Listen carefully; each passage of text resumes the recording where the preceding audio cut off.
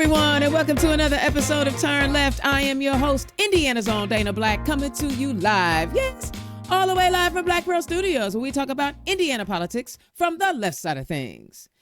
Yo, my bad. I was a little late, had some technical difficulties. The laptop was laptopping, but here we are. We're live, we're streaming, we're doing our thing, and we have guests. Yes. So let me get right into my rant. Do you remember earlier, maybe late December, all the media outlets were interviewing House reps and senators from our state house, and they said this session is going to be a chill session. We're not going to be dealing with any controversial issues. We're just going to keep it light and lively.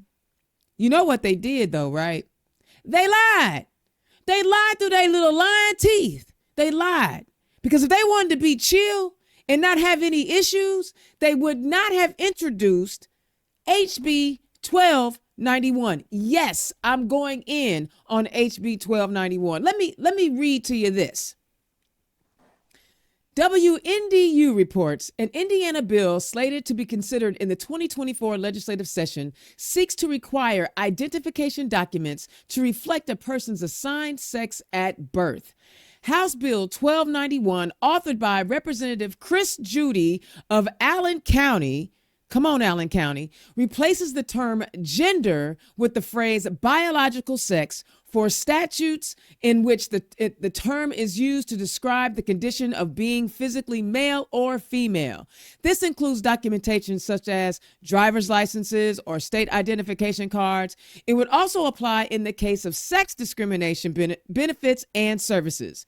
The bill would effectively prevent transgender people from changing said identification document to reflect their gender identity and expression.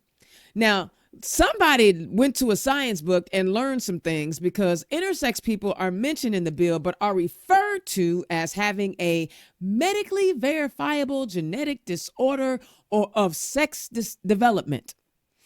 The bill also seeks to change the state's stance on gay marriage by stating that marriage is between one man and one woman. Per the bill, any other marriage is void in Indiana if the marriage is lawful in the place where it was solemnized. 16 News now has reached out to the aides of Representative Judy for official comment, but has yet to hear back at the time of publication. The bill has been referred to the Judiciary Committee for the time being. Okay, here we go again. Republicans just can't leave well enough alone.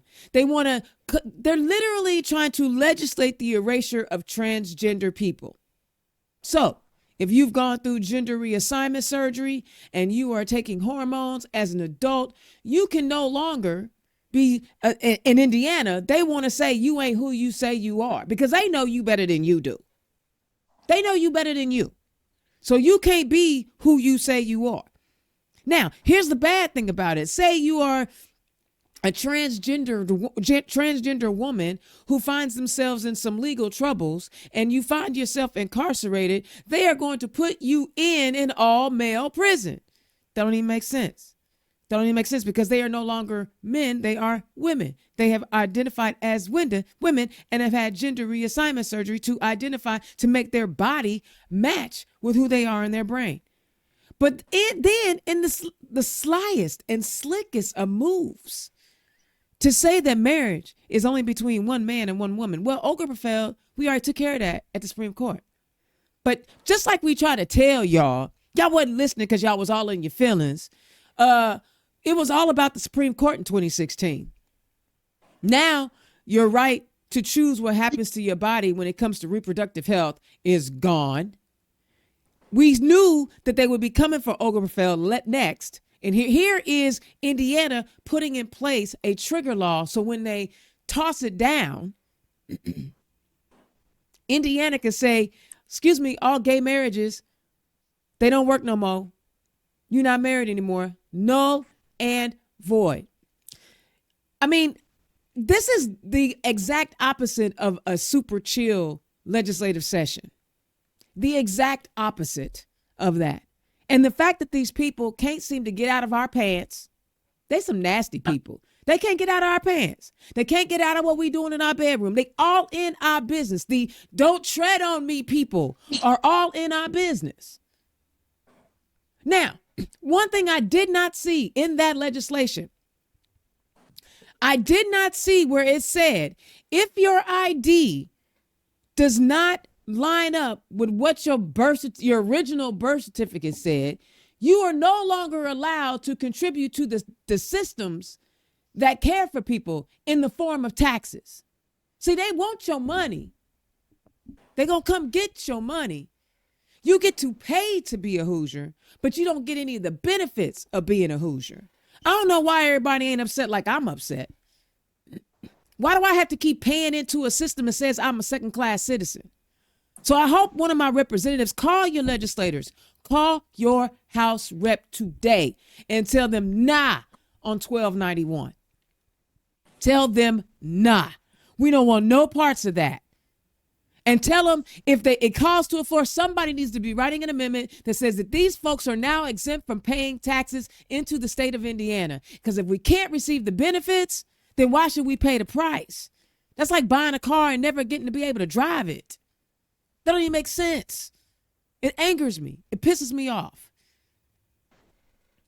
Another bill that I want you guys to pay attention to, and I hope I have the number. It doesn't look like I have the number here, but WRTV reports hair discrimination is something many often face in both the workplace and in their daily life. According to the CrownAct.com, 23 states across the country have banned discrimination based on hair texture or protective styles. Now, Indiana lawmakers, both in the House and Senate, are trying to do the same. Just don't tell me what to do with my hair, says State Representative Vanessa Summers. And that's how I feel. That's a message she has been trying to send for years. Summers is the author of House Bill 1124, which would prohibit discrimination based on traits historically associated with race, such as hair texture and protective hairstyles. It's a bill she has filed before, but hopefully it'll get heard this year. Now, look, if they can have a hearing in the Education Committee on the definition of what anti-Semitism is, and I'm all for it, then surely to goodness and mercy, they can go ahead and hear this bill. Because I'd be doggone if I be treated differently because of the way my hair grows out of the top of my scalp. I've even heard people tell some women, you should go get a perm so that you can assimilate into the white world and have bone straight hair. Not realizing the damage that those chemicals could do to one's hair.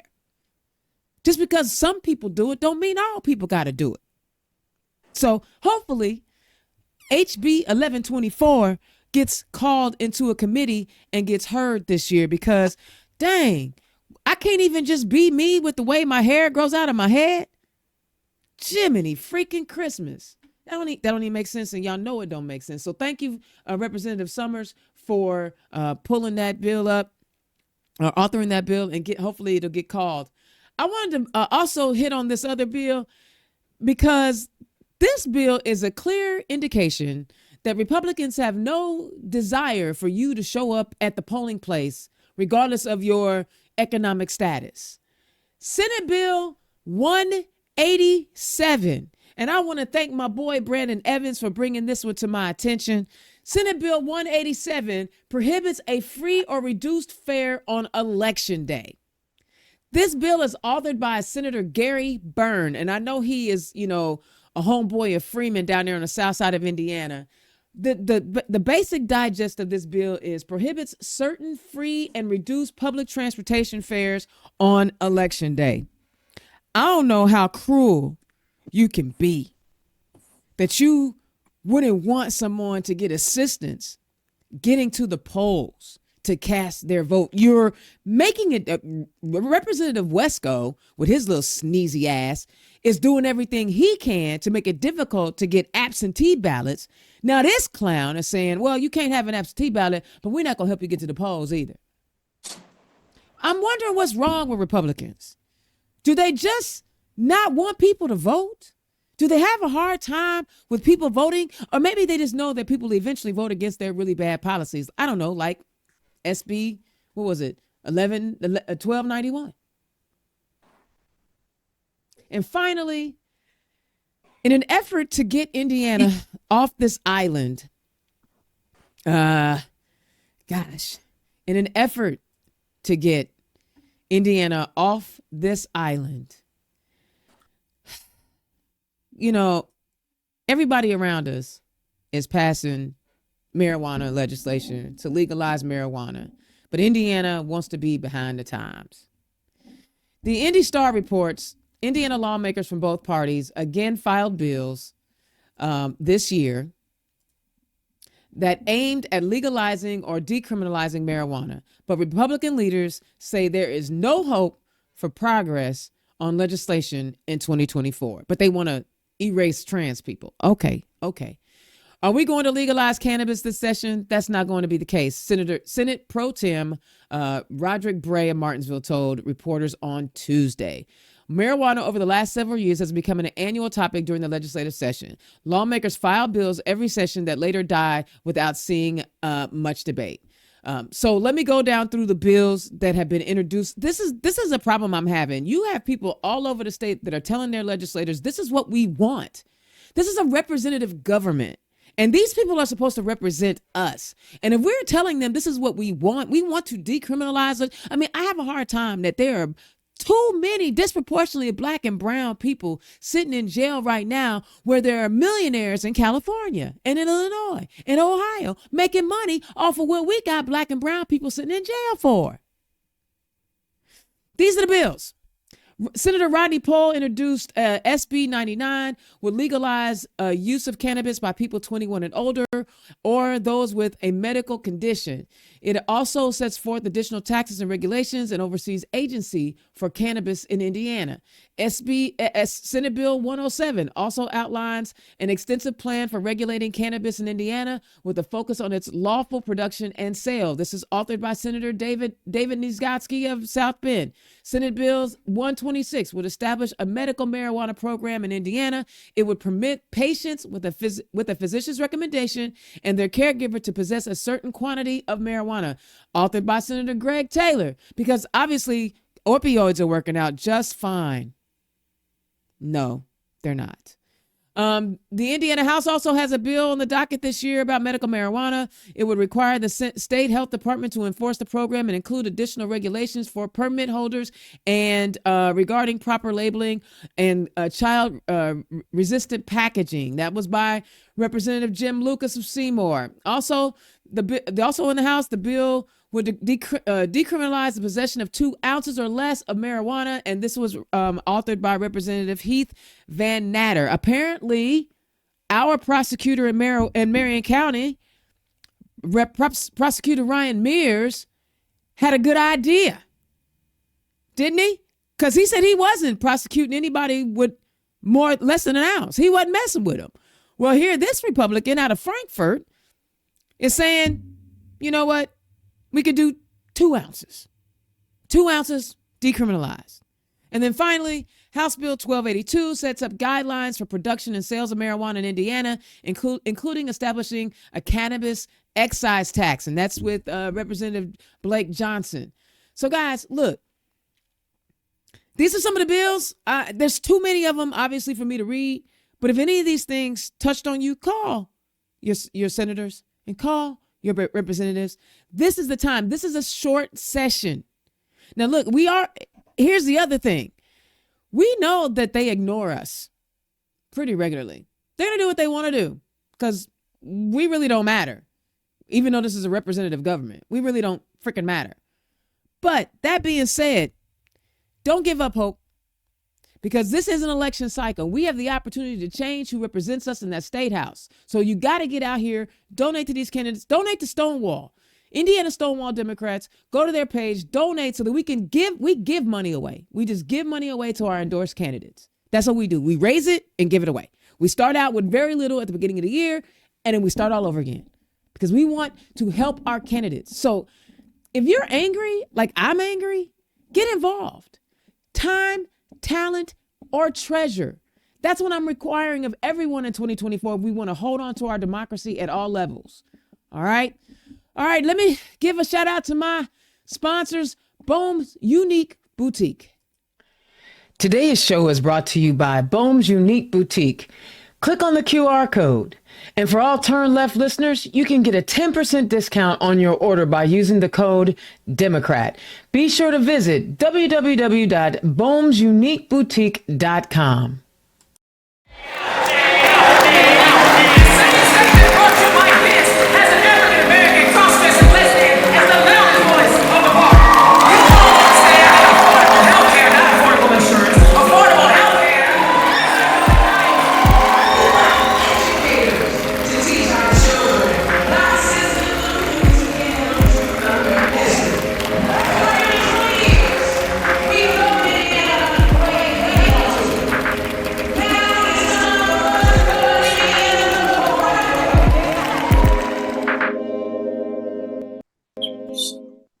You know, I'm kind of fond of that ad that I put together. Yes, I did that.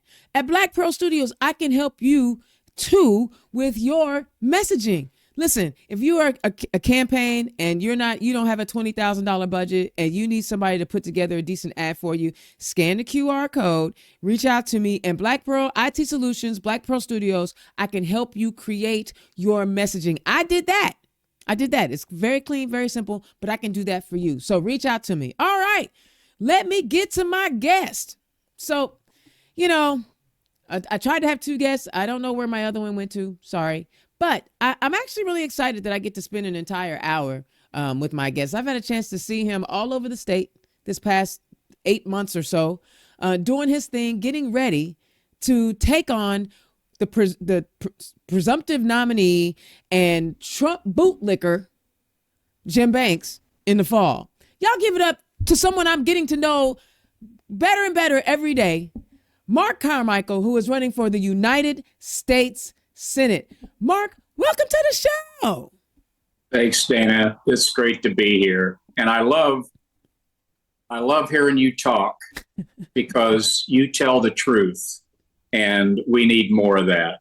Well, thank you. And I've decided this year I'm going to live my truth. I'm not pulling any punches. I'm going to keep the curse words to a minimum, but I am not pulling any punches on this clowns because these folks, I mean, you're headed to the United States Senate. You see the garbage that's happening. It's not so bad in the Senate, but it's definitely bad in the House. You see where our democracy is at stake. When you think about, going into the United States Senate, what are your thoughts on protecting our democracy, Marc? Dana, a year ago, you couldn't have convinced me that I would be sitting here having this conversation with you. I was retired. I was minding my own business. I was just hanging out, and enjoying life. And working on an old wooden speedboat that I bought. And I was trying to get it ready for the 2023 season. And Jim Banks announced that he was going to run for the United States Senate. And I thought, oh my God, how awful would it be for the state of Indiana to have Jim Banks as our United States Senator? I mean, it would just be one embarrassment after another. And so I pondered that for a while. My boat wasn't ready for the 2023 season. I needed about 3 more months, and I had time to get it done. But I kept thinking about Jim Banks, United States Senator, bomb thrower. It'd be like having Marjorie Taylor Greene in the Senate. And so I contacted the state party and I said, hey, not because I was interested in running, I was just interested in knowing. And so I contacted the state party and I said, hey, this was about April. And I said, who we got to run against Banks? And the word came back, how about you? And I thought, what? What are you talking about? I haven't been on the ballot since 1996 when I ran for the Congress against David McIntosh, Ooh. another bomb thrower. So anyway, I said, oh, no. I mean, really, there has to be. I can see that this race can be won. And yet, first of all, my boat's not done. And secondly, I'm retired and I wasn't thinking about running for political office ever again. And so I basically kind of sort of turned him down and said, no, keep looking. I'm going back to work on the boat. For one thing, the damn boat was upside down and I needed to get it finished to the point where I could turn it back right side up and get it on a trailer so I could get it the hell out of where I was working on it. And so the guy that was helping me could get on to some other projects. So I really wasn't in a position to commit at that time. And I wasn't even thinking about committing. I thought, no. I'm not me. So I kept working on the boat. We got it to the point where we could get it flipped back over and put back on the trailer, and I could get it out of there. And I said to them, because my girlfriend's raising her nephew, and he was graduating from high school. And I didn't want to be a story when he needed to be the story. So I said, okay, graduation weekend, first weekend of June, I said to the state party, I said, here's the deal. And this was in May. If you don't have somebody better than me by June the 5th, which I think was that Monday, I'm going to announce. I'm going to go. And June 5th came and I announced, and here I am. Well, I'm glad you're running. Well, I hear that a lot. I mean, everybody who's not running thanks me for running. Mm-hmm. I ran for Congress, and that was a lot of territory to cover. Mm-hmm. It wasn't 92 counties. No, it's not. And I'm glad you brought that up, because just like a lot of people, people like you, a lot of people call and say, well, who does the party have running? And you don't realize that's a lot of work. And you're asking somebody to sacrifice income. You're asking somebody to sacrifice time. And it's a lot to give up. And so I love it that the answer came back to you. Why don't you run? Because that's my answer when people ask me all the time, well, who's running here? Who's running there? Why don't you run? Because it's not hard work. The party doesn't, pick people to run for these really hard races. People have to sacrifice time to do it. So that's why I took that. It's a full-time job. Yes. And it doesn't really lend itself to most people's lifestyle. No. I mean, you either have to be independently wealthy or run your own business or be retired. And that's a shame, because it eliminates a lot of good people. And so anyway, I've had success politically in Indiana. Well, hold on. I got to ask a question. Tell the people who you are and where you come from. I got to ask it. Start at the beginning. All right. Okay. All right. I know we got an hour to fill, but my story's not that interesting anyway. I grew up in Delaware County in Muncie, in the Muncie area. Okay. Out in the country, surrounded by cornfields one year and soybean fields the next. And I worked jobs for farmers, baling hay, and I worked for a pig farmer one year until my mom put a stop to that. She made me change clothes out in the garage. And so anyway, my mom and dad, they got me a job with a home builder in the Muncie area. So from the time I was 16 until I graduated from college, I worked for a home builder to make money on the side. And it was a great experience. I learned a lot. I worked hard. And I like to say that if I had to, I could build a house, but I don't want to. I can do just about anything, but I don't want to do it.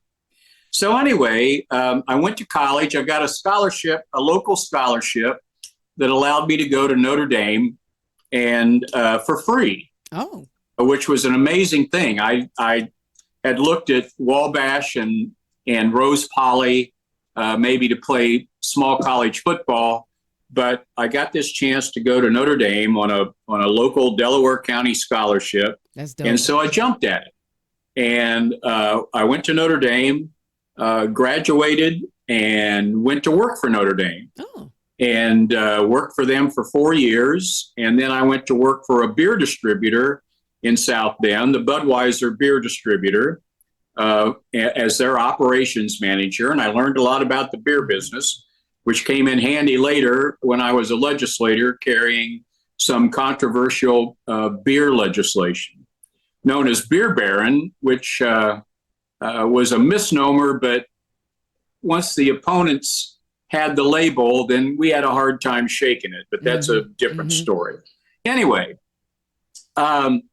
my wife and I decided to move from South Bend back to Muncie, where we had grown up and where our kids then, our young kids, could be around their family, grandparents and aunts and uncles and cousins. And that is where I started my political career, was in Delaware County. Wait, what did you study at Notre Dame? Communication arts, radio and television. I thought I wanted to be the next Johnny Carson. Okay. Yeah. And then for years, people have said to me that I remind them of David Letterman. And I don't see it. But anyway, I get that. I used to get that quite a bit. Maybe it's when I lost my hair. I did not see David Letterman when I saw you. I don't hear David Letterman. Maybe it's anyway. I don't know. Anyway, shout out to David Letterman. Hoosier. So we moved back to Muncie, and I decided I wanted to get involved in politics. So my first race was against an incumbent Democrat county commissioner. Don't ask me why. It just seemed like the thing to do. Okay. So anyway, I decide I'm going to run against this incumbent county commissioner in the primary, a well-liked gentleman in his 80s, probably, from a long-time Delaware County family. And 3 other people thought the same thing. So I'm in a field of 5 against the incumbent county chairman in 1984. And during the campaign, he gets arrested for shoplifting. And why is an 80-year-old shoplifting now? Come on. Well, he forgot. He just said he forgot. And as I get older, I forget all the time. And so back then, I didn't think it was plausible. Now I'm not too sure. So anyway, he gets arrested for shoplifting, and the campaign goes on, and the primary happens, and he wins by a landslide. He lapped the field. Wow. And I finished 4th in a field of 5, and the only person I beat was a person who signed up to run and then never showed up to anything. Wow. So effectively, I finished dead last. And that was in 1984. In 1985, I attended on Ball State's campus what was called the Bowen Institute for Political Participation, I think is what it was called. But anyway, it was named after Dr. Otis Bowen, former governor of Indiana. And it was a weekend of how to run a political campaign or how to be involved in politics, whether you wanted to be a fundraiser, or a scheduler. But anyway, it was a how-to, hands-on process. And I took notes. And then I approached some of the Ball State professors that were there that weekend and said that I'd been thinking about running for political office. And they were quite excited by the possibility, plus the fact I lived in Muncie, so that they, working at Ball State, could help. And they said, sure, what do you want to do? Who do you want to run against? And I said, well, I'd like to run for the Indiana House.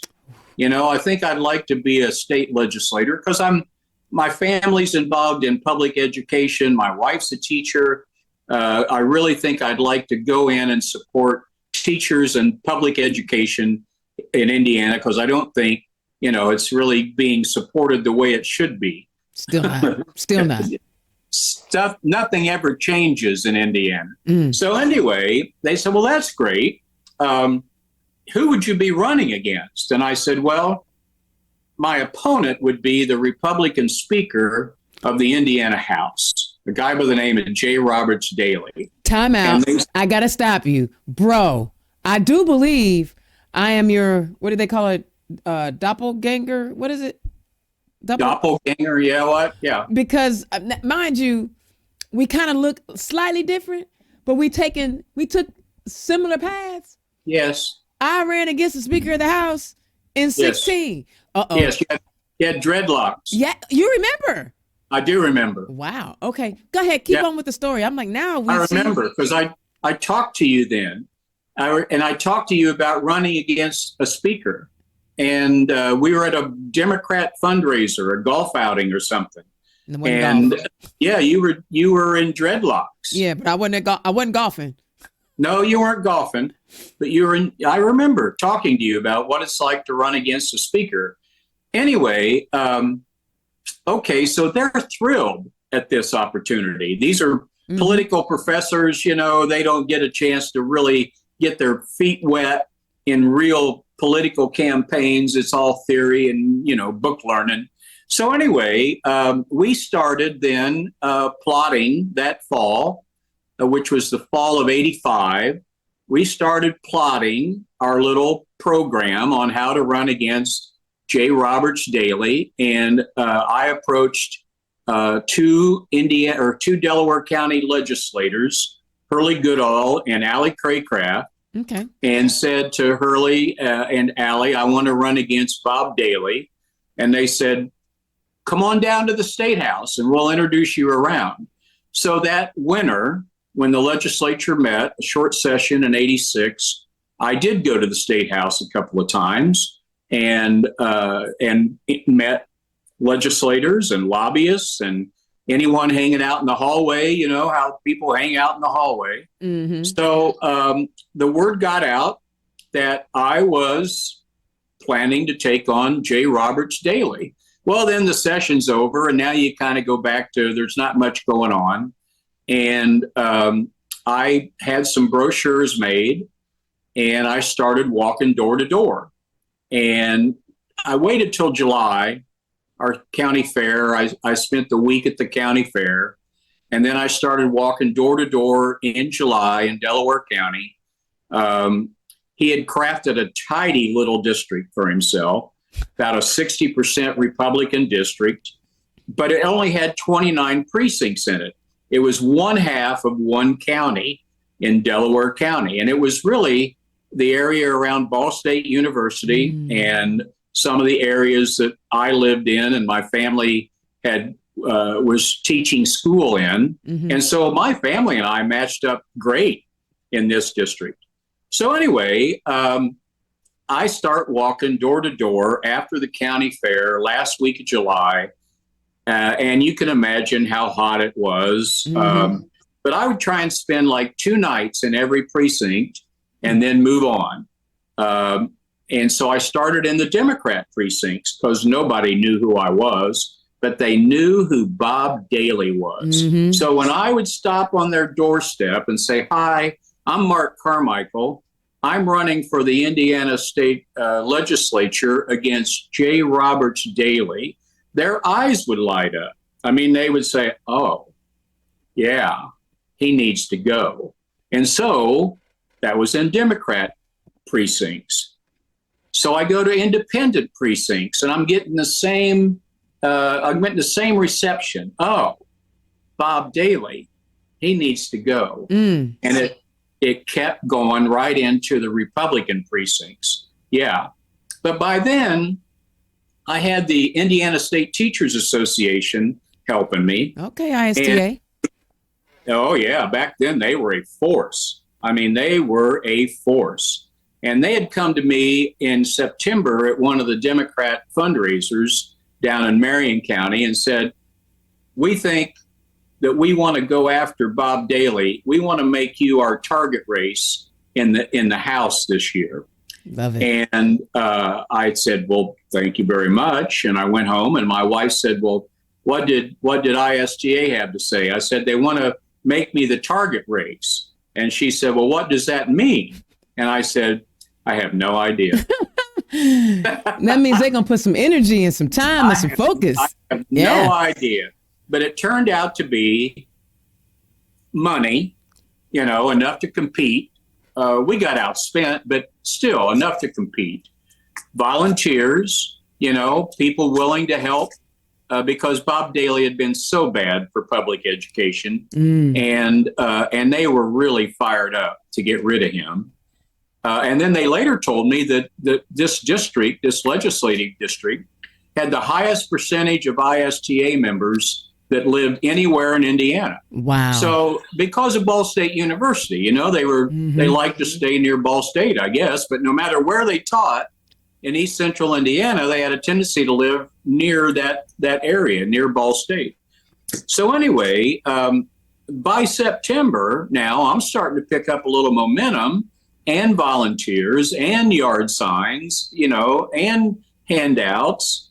And it just kept building and building and building. The enthusiasm, the thought that I could win, because people, they want to help, but they're reluctant to spend their time and effort on a losing effort. And when you're taking on the Speaker of the House, it takes a little while to win people over. But anyway, by Labor Day, we were really starting to get it going.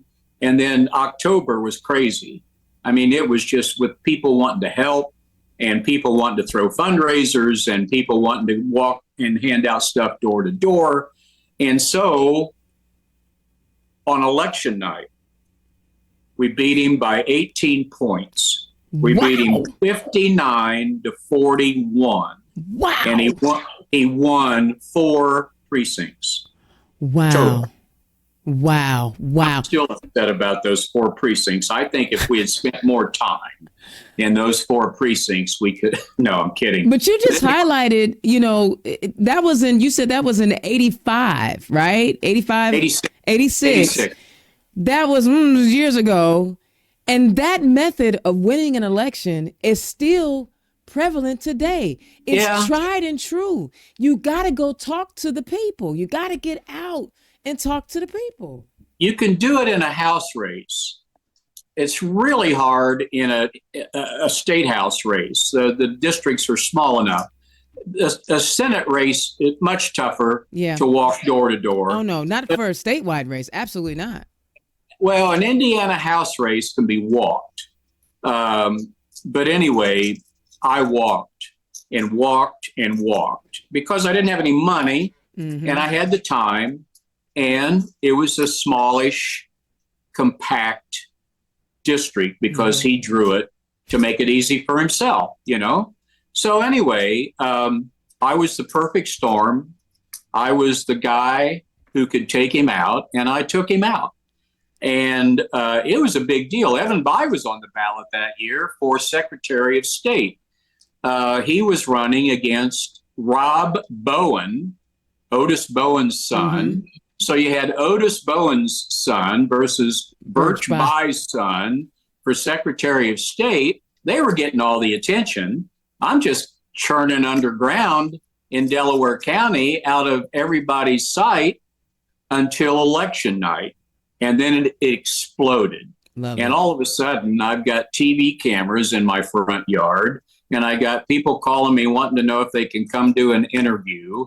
And we took over the news for about a 48-hour period. Wow. And it was amazing, the response. But now the Democrats that year, when we started that election cycle, the Democrats had 39 seats.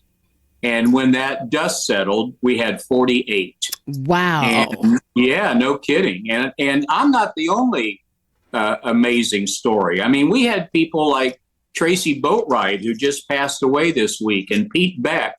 They won a 2-member district. Now, a 2-member district is every bit as big as a Senate district, and back in the day. And so for them to take out 2 incumbents in a 2-member district, I thought was every bit as amazing. But we had people that won against incumbents all over the state that year. And with the help of ISTA and the Democrat caucus and a lot of shoe leather, we went from 39 to 48. The following election, we went to 50-50. First time we were ever in a 50-50 tie. And then the following election, we went to 52. Okay. So from 39 to 48 to 50 to 52, it was an amazing run.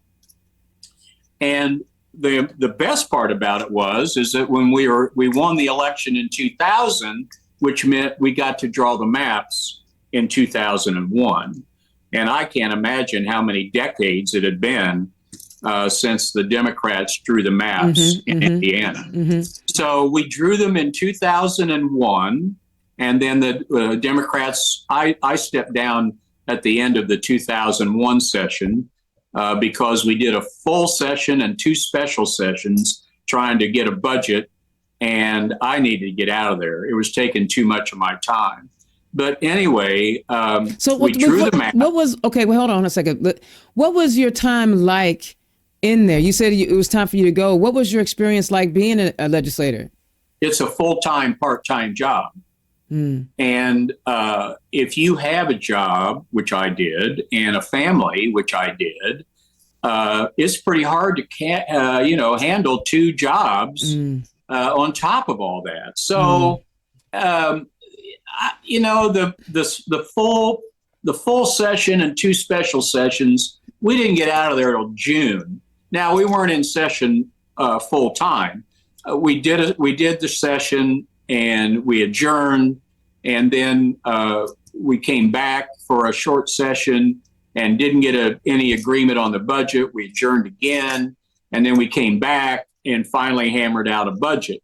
But it took until June, mid-June, for that session to be over. And I just said, you know what, I got to go. But before you left, were you able to get any? Were you able to be an author or a co-author on some legislation that was passed into law? Yeah, and I was on Ways and Means, which meant get things done for Ball State University, and that was my main job as a legislator from Delaware County. Especially on Ways and Means, was to get things that Ball State needed in the budget. And for the people that don't know, what is Ways and Means?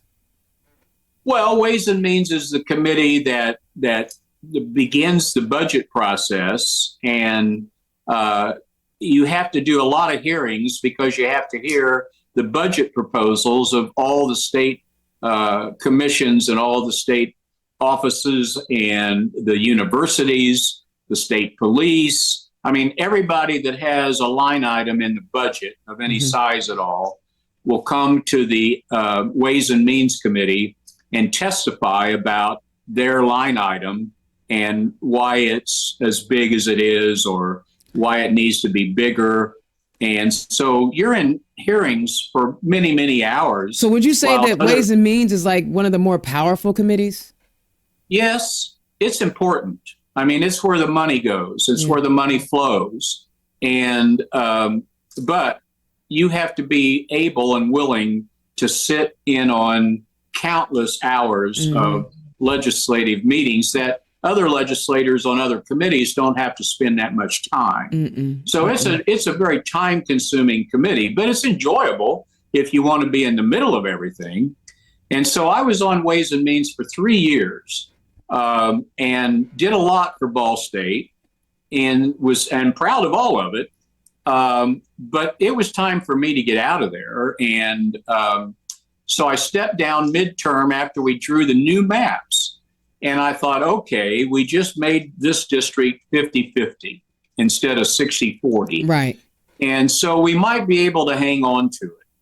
And unfortunately, the person who filled my spot and did the short session and ran in the next election, I think lost by like 150 votes. Wow. Heartbreaking. Yeah. Yeah, really.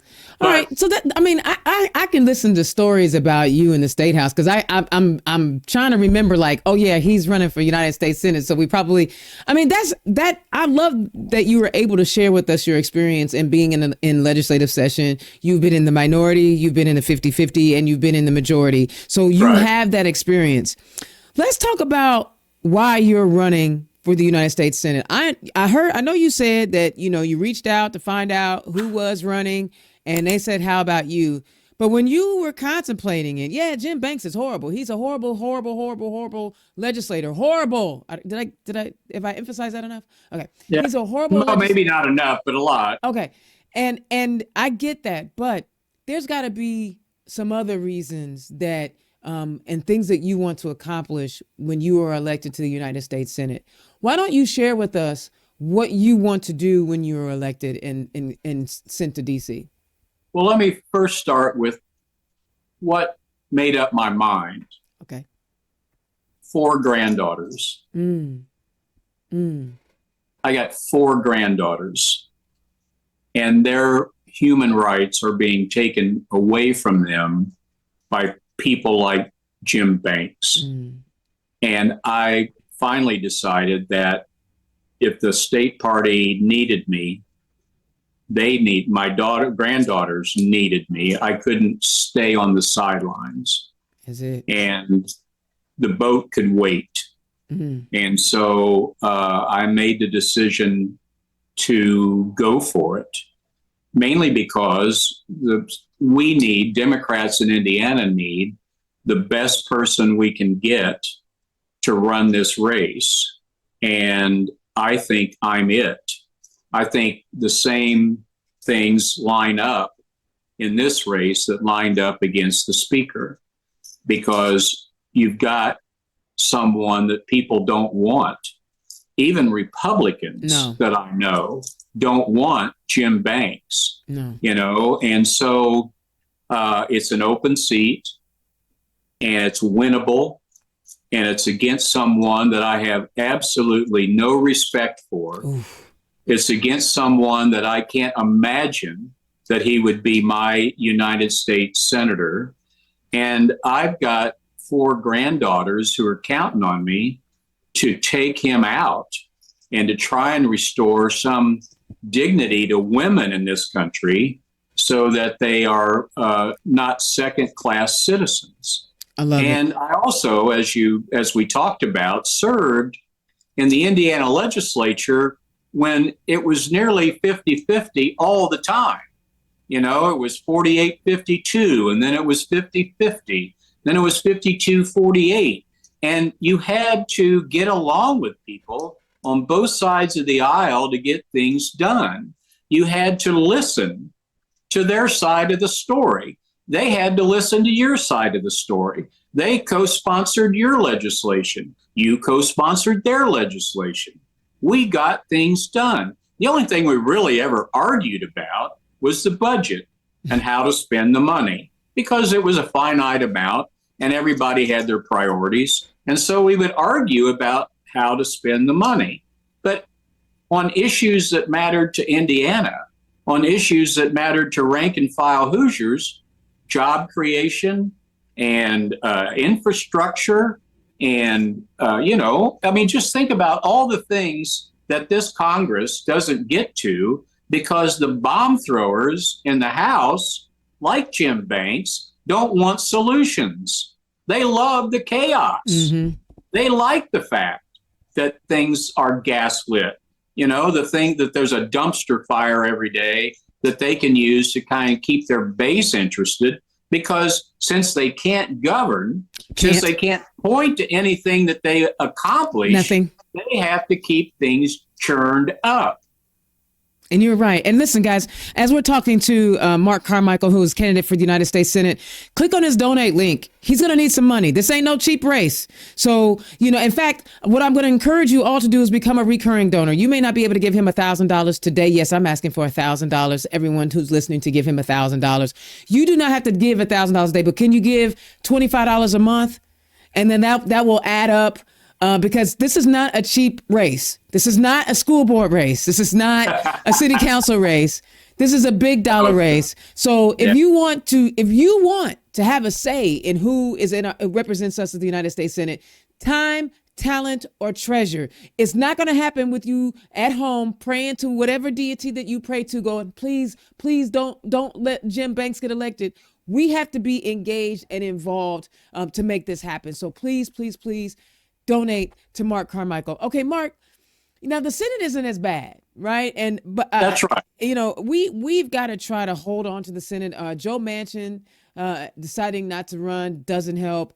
Kirsten Sinema becoming an independent, and I'm not even sure if she's going to caucus with the Democrats. That doesn't help us. So if we could pick up a seat, and we gotta hang on to Sherrod Brown over in Ohio. That's a big one we got to keep, right? Right. But there's a chance. But there's a chance that you could go into the Senate in the majority. Well, normally the National Senate Committee would not consider Indiana as a pickup opportunity. But when you look at the fact that it's an open seat and you've got a really bad Republican candidate, and then I like to think you've got a really good Democrat candidate. I like to think so too. And so maybe, just maybe, they will be looking at Indiana thinking, you know what, normally, under normal circumstances, we would not spend any time and effort on Indiana. I think they will. I think they should, because they could use a pickup or two. And right now, the only one I hear about is maybe Ted Cruz or down in Florida, Scott. But those are, when you're trying to beat an incumbent, that's tough. Yeah. This is an open seat. Yeah. And because of Trump's problems and the fact that Banks is a Trump lapdog. Oh my God, he should have holes in his knees. Well, think about Jim Banks. Jim Banks came out of Columbia City and ran for the Indiana Senate and won. That was a gerrymandered district.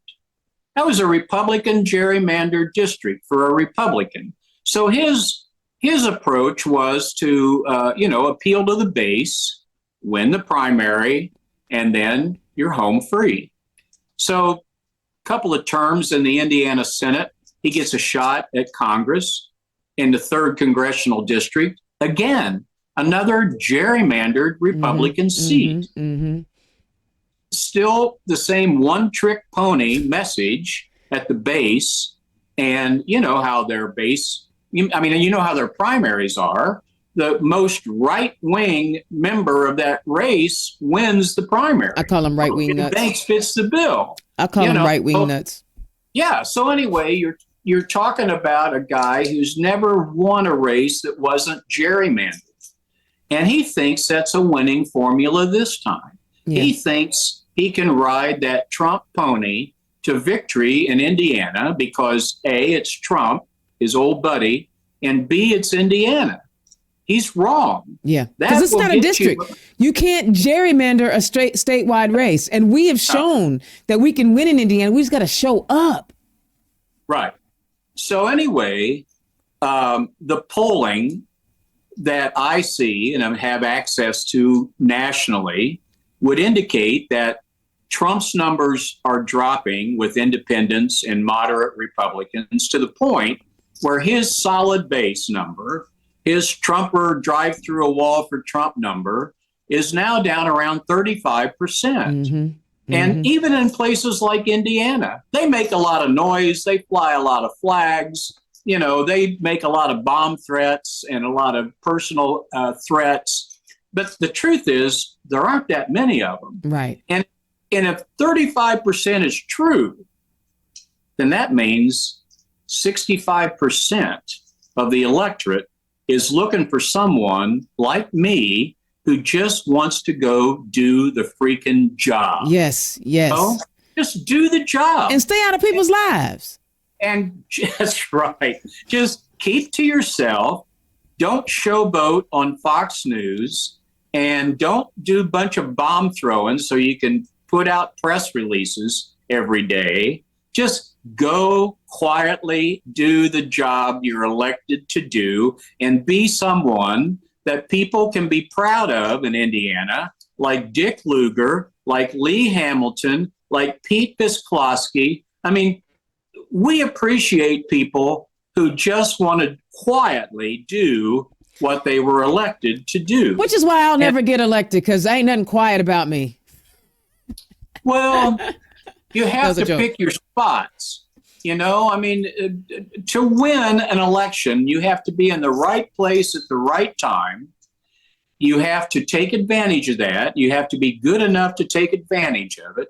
But you cannot win a race if you're in the wrong place at the wrong time. That's impossible. Yeah.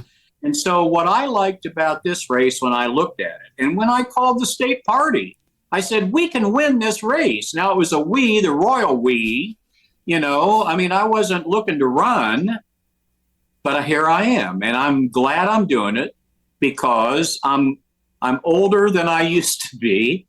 I get tired easier, but I'm still damn good at this. And, you know, the travel is more difficult, the statewide travel. I don't mind the events. I love the events, being with people, giving a speech, you know, getting signatures and meeting new friends. It's the travel, you know. I mean, what I need is a helicopter. But, you know, well, but you know, and I'm gonna be real honest. Like, a lot of people don't like to hear me say this, but when Indiana has a essentially 9% in the state, a 9% Black population, 3% Latino population, and like a 2.5% AAPI population, and we have seen that this state has a hard time electing people of color to statewide offices. And I'm not knocking any of your opponents, and they can do what they do, because, you know, I love Black women, right? I love Black women. But you might be the right Democrat at the right time, because we want to pretend like humans don't freaking human, and they're not going to tribalize. Right. So my thing is, if you understand what the obstacle is in front of you, then you know how to navigate it. I tell people all the time, I want me a cowboy belt buckle, Southern drawl, Southern Indiana, white boy Democrat to run against some of these Republican incumbents, because that's what's going to win in those areas, as long as their policies line up with who we are, and they can articulate it with their neighbors and friends. And that's why I think maybe, you know, listen, I believe everybody should have an opportunity to run for office. So if you're running for office, go for it. But you got to remember, you got to be able to count. Like, well, you know, you can say that. I can't make that argument. And you don't have to agree with me either. It's just my opinion. No, I think unfortunately, I think you're right. I mean, it's Indiana. It's Indiana, folks. I'm sorry. That's why we do really, really well in the municipals. Where are we concentrated? We're concentrated in the urban areas. Right. We elected 3 Black women as mayors in Lawrence, in Evansville, and Michigan City. We have more Black mayors than we have ever had in the history of Indiana. We got Elkhart, Gary, and I want to, not Michigan City. That's where Angie is. But there's another brother up north. But that's where we win. And so I just want people to understand, we're going to have a hard time putting a Black person in a congressional district, or a brown person, for that matter, in a congressional district, or in a state house, state senate district, where there aren't that many of us, right? You know, I understand that I have some drawbacks when it comes to getting people excited. You know, here's another old white guy. I understand that, you know, but I can't change who I am. And yet I'm willing to run this race for all of us. Yeah. You know, not just my granddaughters, all of us, because if we don't beat Jim Banks now, that's 30 years. Then he's an incumbent Republican senator from Indiana. what do you think the chances are of beating him the next time? It's not going to happen. It's not going to happen. It's not going to happen. So, like it or not, folks, I'm the best chance we've got. And if we don't take it, shame on us, because it's the only chance we're going to get. Yeah. And, this is hard work. I'm still trying to collect signatures. Yeah. And most of the campaigns have already turned their signatures in. Wow. I'm going to need another week or two to get enough signatures before we turn them in. Calling out all volunteers. Go online, download a signature sheet, put your name in it, and email it over so that he can get those things turned in. Quit playing. Let's get him on the ballot. And look, and I'm going to say that about all the statewide candidates, right? Because, Indiana's own does not endorse in the primaries for multiple reasons. But if you have not signed a petition to get the statewide candidates on a ballot, do it. Quit playing. Most of the petitions are done. Good. I might be the only one still out in the field trying to get enough signatures. And okay, so you can go to my website at markforindiana.com and you can click on petition and you can print off the petition that is used to get signatures to get me on the ballot. The address that you can mail that completed form to is right on the front. Okay. And so there's 10 slots there. You know 10 friends and 10 family members. And so anyway, it's a two-page. Oh, here, I got one right here. I've been working on them all day. It's a 2-page petition. It comes off the printer or comes off the computer on 2 pages, but print it back to back on one sheet. So the front and the back are all on one sheet. Then anyway, the address is right here. You put the county up here in the corner. This happens to say Jennings County.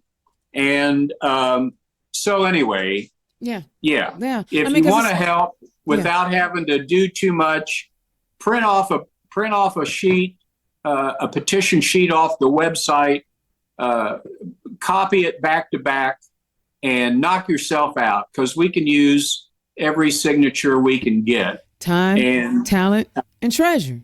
That's 2024. Time, talent, and treasure. Let's get Mark and all the candidates who want to run on these ballots, because we can't win if we can't compete. And it honestly, it takes all of us. Mark is the candidate, or the other ladies who are out there running, they're the candidates. Yes, they are. But it's all of us.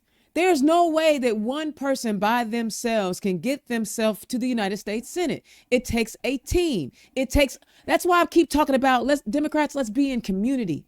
Let's be in community with each other so that we can help each other be better and make a better place for us. Because if we don't, we won't have a community.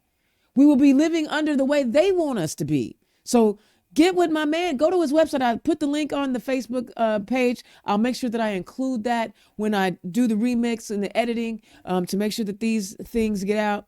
But before we go, you said you wanted to help teachers. But what else do you want to do when you get to that United States Senate?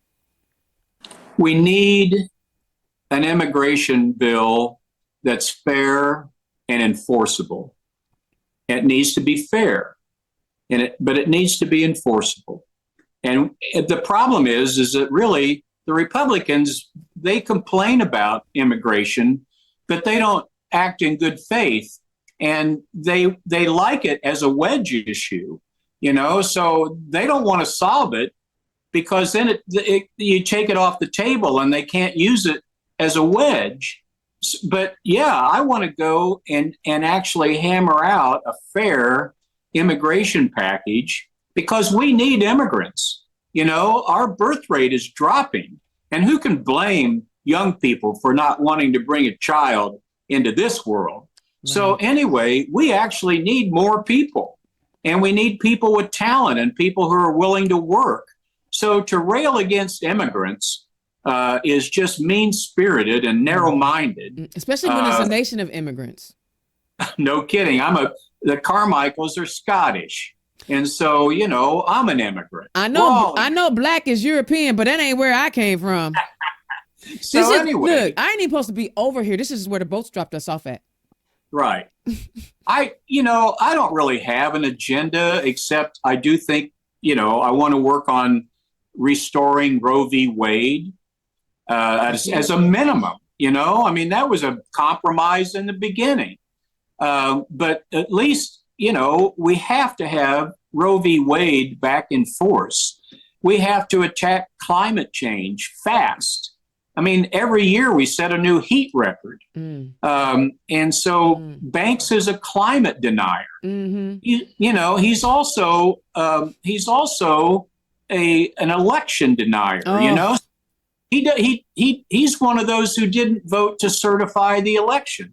So I just want our democracy to survive. I want our planet to survive. I want women to be treated as equals. I want immigrants to be welcome here. And, there's a lot. I want fair judges who aren't on the take, like Clarence Thomas. And so, I mean, one of the things that the Senate does that is so important is, it manages the federal judgeship and ambassadors and members of the cabinet.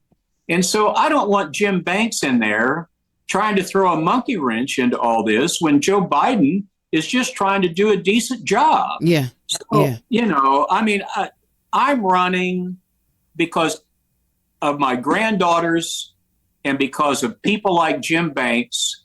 And I just want to go do a decent job that Hoosiers can be proud of.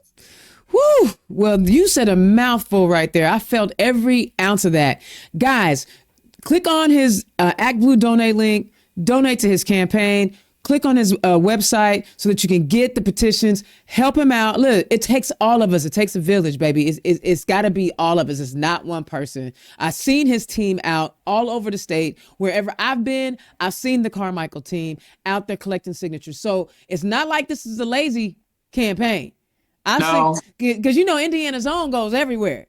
So if I've seen him everywhere, then he's out here working, but still we need your help. Nobody can do it on their own. So y'all download, get some signatures. What if I might ask, which districts do you kind of need the most help in so that we can target the work? It's Northern Indiana. It's 1, 2, and 3. Oh, that's our people. Okay. You should have told I'm going to Gary. I'm going to Gary on Martin Luther King Day to work with the AFT teachers to gather signatures. Okay.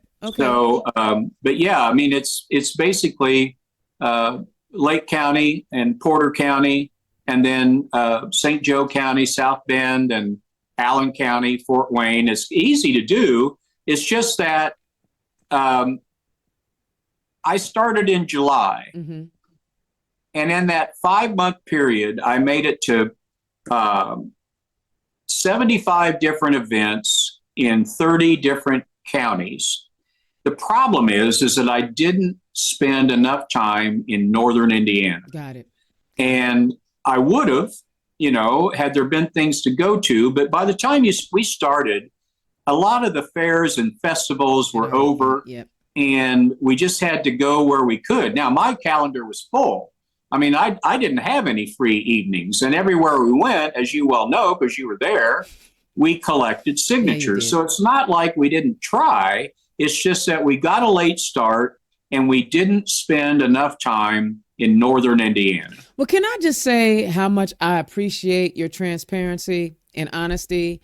You're not up here BSing us about, oh, we're fantastic. I would much rather hear the truth, right? Hey, I'm not exactly where I need to be, but we almost there. And this is why it happened versus making excuses like somebody stole my signatures or something crazy like that. You know what I'm saying? So I'm just saying how much I appreciate hearing, listen, I'm busting my butt. We still, I don't know about all the other listeners, but honesty and transparency, ain't that what people be asking for when we send people to office and to represent us, for them to be honest and transparent. So I want to thank you for being honest about it and being real about it, because running for statewide office is not an easy job. No, it's hard to be everywhere at once. All right. And there's only one of you. And so you go. And then, like I said, at the end of the year, I look back I had 2 weeks off at Christmas and New Year's without any events. And I looked back and I thought, 75 events in 30 counties, that's pretty good. Absolutely. And then I realized 30 counties means you didn't get to 62 of them. Wow. So a lot of work to do, Yep. a lot of ground to cover. And I understand that everybody wants to see the statewide candidates. I look forward to, after the primary, of being in tandem with Jennifer McCormick and being the top two on the ticket, working together, traveling together, helping each other, because I think she is great and she's who we need. We need checks and balances in Indiana. We desperately need a governor, a Democrat governor, to keep an eye on the Republicans who have had a stranglehold on this state for so many years that they can make $1 billion mistake and just kind of shrug it off. And well, $1 billion mistake that actually harms lives in Indiana. That's right. Whatever. So we'll make it up. We've got this huge surplus that we built on the backs of children and the poor. And so we've got the money, because we're really proud of our AAA rating. But we got a hole in our roof. What's $1 billion among friends, Right. Well, it's ridiculous. And we need her. Indiana people need her as a check and balance against these Republicans. And I want to help her. But here's the other thing. Even if we get her elected or get a Democrat, because I think that Tammy Dixon is running for governor as well. So, and I stay neutral. Even if we get a Democrat in the governors, we got to get rid of that. We got to have a veto proof. Right now, even if she says no, I don't want to do a thing, they can veto it and move on. So we got to. Yeah. But there's still a lot of commissions and judge appointments and, department heads and people that she appoints. It'll change the world. Plus, if you want to rebuild the Democrat Party, you have to have a governor. A United States senator would be great, but a governor is critical for raising money and for having the, influence with people around the country. Shoot, yeah. The people still riding the coattails of Evan Bayh. We need a governor. We need a governor. All right, but we also need you, Marc Carmichael. We need you. We need a Democrat. I think that's true too. Tell the people where they can find you. Well, you can find me at markforindiana.com, and that's Mark with a C, M-A-R-C. My parents, I don't know whether they did me a favor or not, but now it sets me apart. markforindiana.com. All right, I love it. And thank you so much for taking time to rap with us today. Guys, well, thank you, Dana. Again, it is so important that we all be in community with each other. Bring your time, your talent, your treasure. We can't change the things if we're not competing. And filing deadline opened up yesterday. Opened up, wide open. It's open. So if you are still contemplating on whether or not you want to run for office, go down to your county clerk's office and sign up, sign the affidavit, get it notarized, do what you got to do, and put your name on the ballot. Because we need to be having all 100 House seats contested and all 25 Senate seats contested in that state House. I know that sounds crazy. You're like, what? Put your name on the ballot. You never know what might happen. If you give it some effort, give it a little effort, put your name on the ballot and give it some effort because, and I said it last week and I'm going to say it almost every week. Indiana is ground zero for the end of our democracy. We have a gubernatorial candidate who is super duper excited about the indicted Orange Menace blessing him to run for governor. And then you got bootlicker Jim Banks, who is also super excited about having the sexual assailant, who's going back for defamation on someone he is sexually assault. He's really happy because, Jim Banks is all about that religion, but he wants to stand by the sexual assault person, the one that sexually assaults people. Hypocrite much. Anyway, this is Indiana's ground zero. It is. And when nobody is paying attention, everybody paying attention to Florida. I just read an article today where, a county in Florida trying to adhere to their book ban laws took books off the shelves. So 1,600 books off the shelves so students couldn't read them. Some of them were like Beyonce's biography, Malcolm X's biography. First of all, they can't read about Martin Luther King. Like, really? We about to celebrate his birthday, but you can't read about him? Huh? But we don't get the attention that Florida and Texas gets. People fly over us, but there are over 6 million Hoosiers who are living under really bad policies. I mean, think about it. Remember the opioid crisis? I'm sorry, the HIV crisis in Scott County?